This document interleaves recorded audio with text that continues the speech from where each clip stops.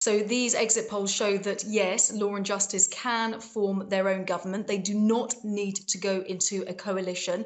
So effectively, they can do what they want. And some people are very worried that they will then go about to change the constitution and really, really create some dramatic changes. Now, it's not a surprise that they have won. It is a surprise how convincingly they've won, but it's not a surprise. And the presidential election earlier this year really laid the groundwork.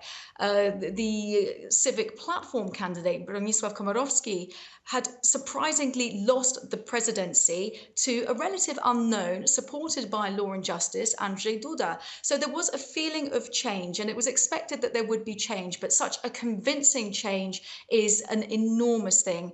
And also, what is really interesting is that the left has effectively been wiped out. The left coalition, which would have needed 8% of the poll of the vote to even be able to get a seat in the Sejm, in the Polish parliament, they didn't get that 8%. So effectively wiping out the left, which is very, very surprising.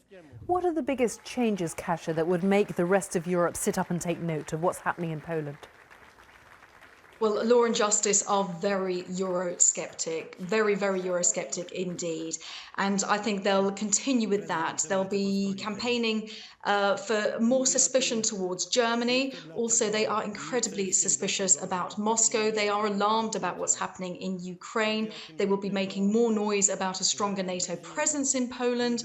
And I think that's really, they'll be almost fighting on two fronts, one with Brussels and one with Moscow. And the other thing is they will be looking to increase taxes for banks. They've gone on a really populist vote here, on a really populist agenda.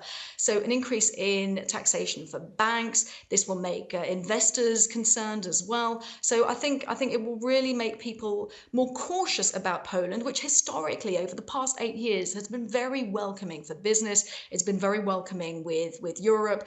Donald Tusk, the former prime minister, is now in Brussels, of course. So it's going to be a real turnabout.